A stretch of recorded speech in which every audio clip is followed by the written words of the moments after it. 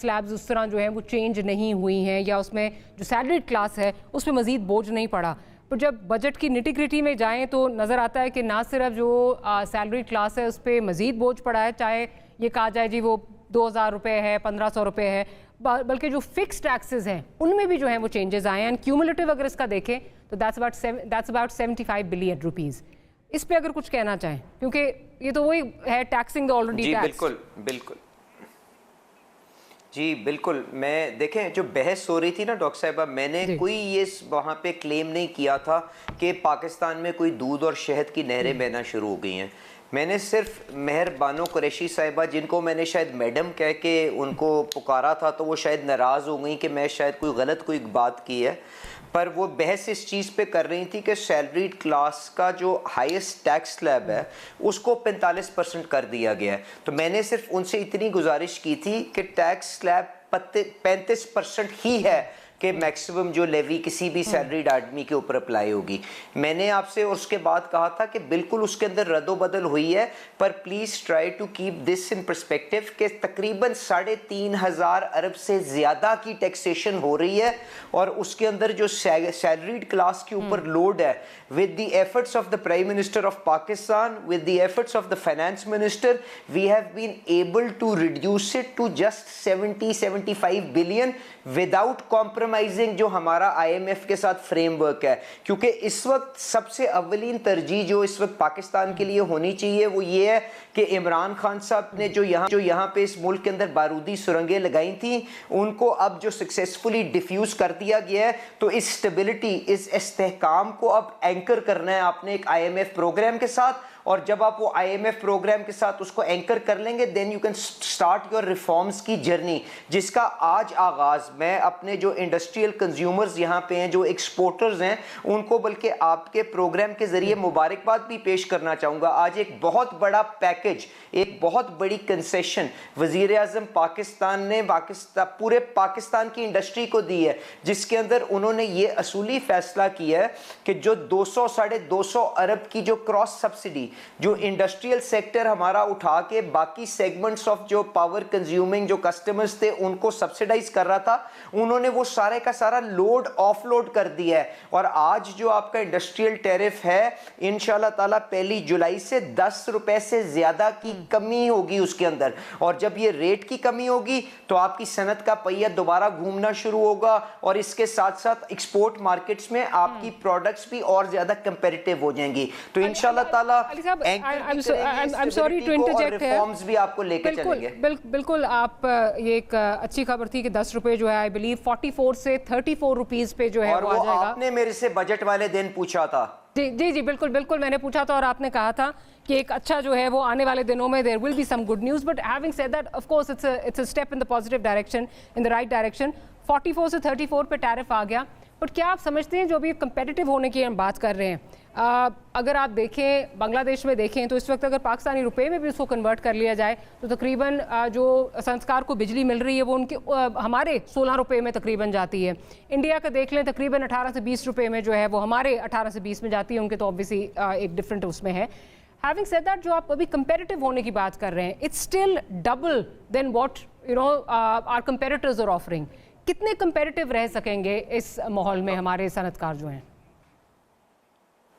Dr. Seba, it is not double the price that our competitors are getting power at, but आप एक second के लिए देखें कि जो ये जो नेपरा की रीबेसिंग होने जा रही थी, अगर ये उसी तरह प्रोसीड करती तो ये पावर का टैरिफ 18, 19, 20 सेंट के ऊपर पहुंच रहा और आज भी 15 सेंट से ज्यादा का था। तो अगर आप उसको 20 सेंट से उठा के 12, 12.5 सेंट के ऊपर, जी बिल्कुल, मैं नहीं, आप कह रही हैं जो आज था, मैं आपसे कह रहा हूं रीबेसिंग के बाद, had you not offloaded that additional burden it would have been 18, 19, 20 cents. तो मुझे बताएं उसके सामने तो एक रीस्टोर स्टाफ्ड एनवायरनमेंट के अंदर, एक IMF प्रोग्राम के अंदर होते हुए क्या प्राइम मिनिस्टर पाकिस्तान इससे बड़ी कोई कंसेशन दे सकते थे? मेरी नाकिस राय के अंदर बहुत मुश्किल था और उन्होंने ऑलरेडी एक बहुत बड़ा एफर्ट किया है। और अब जहां तक ये रहा कि ठीक है, it is on the higher side side as far as our regional competition is concerned, but मैं अपनी मैन्युफैक्चरिंग सेक्टर से ये उम्मीद रखता हूं कि it gives them that fighting chance जिसके साथ वो इंशाल्लाह ताला अपनी मार्केट्स को दोबारा क्लॉ बैक करेंगे। और इसके साथ साथ आप एक और अच्छी खबर भी तो देखें कि जब आपने ये इस्तेहकाम नवाज शरीफ साहब की और ये शहबाज शरीफ साहब की क़यादत के अंदर जब अब पाकिस्तान में जर पकड़ रहा है तो महंगाई भी काबू आ रही है। महंगाई काबू आ रही है तो interest rates have also started coming down, तो 150 बेसिस पॉइंट से तो कम हो चुका है। इसके साथ साथ जब आपकी अगली मॉनेटरी पॉलिसी कमेटी आती है और हम इसी मोमेंटम के ऊपर आगे चलते हैं तो वहां से भी रिलीफ आएगा। तो ये सारी चीजें कंबाइन करके अच्छी गवर्नेंस के साथ आप इंशाल्लाह ताला अपने मैन्युफैक्चरिंग सेक्टर, अपने एक्सपोर्ट सेक्टर जो इस पाकिस्तान की लाइफलाइन है उनको प्रॉफिटेबल बनाएंगे। और मेरी भी उनसे ये उम्मीद है कि जब वो प्रॉफिटेबल हो तो उस प्रॉफिट में से जो ड्यू शेयर पाकिस्तान की आवाम को और एक्सचेकर का बनता है वो उसके अंदर जमा करवाएं और कंसेशंस की तलाश के अंदर मत करें। आगे जाके करते तैमूर सलीम झगड़ा साहब ने भी हमें ज्वाइन कर लिया तो उनको भी गुफ्तगू में शामिल करना चाहूंगी। Welcome to the programme Taimur साहब। मेरी तरफ से उनको सलाम भी दे दीजिए। जी वो सुन रहे हैं आपको। तैमूर साहब एक तो दो सवाल, बिकॉज एक अली साहब ने भी कुछ देर पहले जो है वो अनाउंसमेंट भी आई कि जो टैरिफ है उसमें 10 रुपए की जो है वो कमी हो गई है। एक तो ये कि आपको लगता है कि बेयरिंग इन माइंड कि रीजन में हम कहाँ खड़े हैं। अभी आपके आने से पहले मैं अली साहब को जो है वो हम बांग्लादेश की बात कर रहे थे, हम इंडिया की बात कर रहे थे, जहाँ पे हमारे रुपए में अगर देखा जाए तो इंडिया में 18 से 20 रुपए की बिजली जो है वो मिल रही है एस्टिमेटेड, और बांग्लादेश में हमारे 16 रुपए की मिल रही है, and we are still standing at 34। आपको क्या लगता है हम किस हद तक जो है वो इस कॉम्पिटिशन में कहीं खड़े में हैं? पहले तो इसका जवाब दे दीजिए, फिर आगे चलती हूँ। देखिए, हम इस कंपटीशन में माजरत के साथ नहीं खड़े। इन दावों के साथ इन्होंने एक चलती हुकूमत जो है वो टॉपल की थी। उस वक्त जो महंगाई मुकाओ का नारा इन्होंने लगाया था, तो अभी किस चीज की क्रेडिट ले रहे हैं कि उस वक्त जो 13% महंगाई थी और वो भी पॉलिटिकल इंस्टेबिलिटी के बाद वो 38% तक ले जाके, और जो जरूरी अशिया की थी वो 50% तक तकरीबन ले जाके अभी वापस कुछ नीचे आई है। तो इसमें क्रेडिट की कौन सी बात है? जहां तक आप बिजली की बात करते हैं, मैंने कल कुछ नंबर्स देखे थे कि साउथ एशिया की जो ओवरऑल ग्रोथ है ना वो 6 और 6.5% के दरमियान है। यानी साउथ एशिया की जो मईशत बाकी है, इंडिया की ले लें, बांग्लादेश की ले लें, 6% पे ग्रो करेगी, 7% पे ग्रो करेगी। पाकिस्तान की अगर हम इनके फिगर्स को बिलीव कर लें तो 3.6 पे ग्रो करेगी, जो कि भी ऑलमोस्ट नामुमकिन लगता है। और जहां तक बिजली का ताल्लुक है, बिजली में 2-3 इश्यूज हैं। पहला इशू जो है वो ये है कि इन्होंने शुरू किया था और कहा था कि हम 12 रुपए पे बिजली का यूनिट लाएंगे। हकीकत अभी आप देख सकते हैं, दैट इज प्रोवाइडेड कि बिजली किसी को मिले। दूसरी इशू जो है वो ये है कि वाकई ये सिचुएशन ना होती अगर ये 2500 अरब रुपए का तकरीबन, I think I am getting रफली the figures right, circular debt ना होता। सर्कुलर डेट क्यों है? It's a little more than that. हाँ, ये प्लांट जो और ये कॉन्ट्रैक्ट किसके वक्त में साइन हुए और क्या सोच के साइन किया गया है?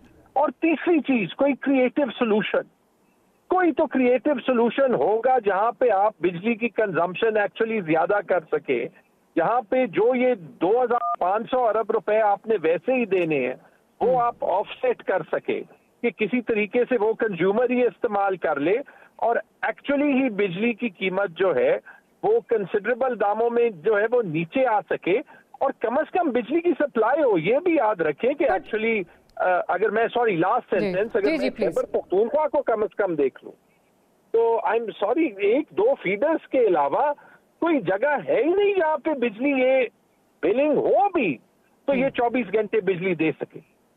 The lines aren't even catered to provide. I agree. But having said that, इस सर्कुलर डेट में चलें एक तरफ तो कैपेसिटी पेमेंट्स का इशू है, बट इस सर्कुलर डेट में मेरा ख्याल है हर हुकूमत ने अपना जो है वो हिस्सा डाला है। जिस आपको if my memory serves me right, and please feel free to correct me, I believe 900 अरब रुपए या 1000 अरब पे जो है वो आपको PMLN की हुकूमत दे के गई थी 18 में। उसमें आपने भी जो है वो अपना हिस्सा डाला। आई थिंक 1800 अरब पे जो है वो छोड़ कर गए जब आप लोग गए। और उसके बाद मजीद जो है उसमें एडिशन हुई। हर हुकूमत का जो है वो इसमें एनटीडीसी का निज़ाम, किसी ने उस पर फोकस ना किया, ना आपने फोकस किया, ना माजी में किसी ने फोकस किया। फिर उसके बाद पिलफरेज के जो इश्यूज़ हैं, आपके सूबे में भी इश्यूज़ हैं, बाकी सूबों में भी इश्यूज़ हैं। जो चोरी होती है वो भी कोई रोकने के लिए उसको तैयार नहीं है, उल्टा उसको पॉलिटिकल रंग जो है वो दे दिया जाता है। तो बड़ी माजरत के साथ इसमें तो सबने अपना हिस्सा डाला है सर। जी देखिए, ये कोई हुकूमत नहीं कह सकती कि उसने अभी तक ठीक कर लिया, लेकिन फॉल्ट वहां पे अस्क्राइब करें जहां पे एक्चुअली शुरू हुआ था, या जिसने हुकूमत जो है वो ज्यादा की है। ये बात जो है वो सही है कि सर्कुलर डेट पीटीआई के टाइम में भी ज्यादा हुआ, लेकिन उसकी इंक्रीज अल्टीमेटली जो है वो रुक गई थी। दूसरी चीज, प्लान्स बनते, आप उनको इम्प्लीमेंट होने का टाइम तो दें। एक चीज तो मेरे ख्याल में अभी क्लियर है, जब हुकूमतों का बीच में प्लग आप जो है वो हटा देंगे तो how will you hold them accountable. ये एक इशू है। हमने प्लान्स बनाए थे केपी के लिए कि जो उस वक्त तकरीबन 100 अरब का खसारा था, कैसे ऑफसेट करेंगे, जो पास्ट लॉसेज है कैसे वाइप आउट करेंगे, और क्या इन्वेस्टमेंट करनी है, और लोगों ने क्या करना है, और सूबाई और वफाकी हुकूमत ने क्या करना है। हुकूमत उल्टी सब कुछ जीरो हो गया।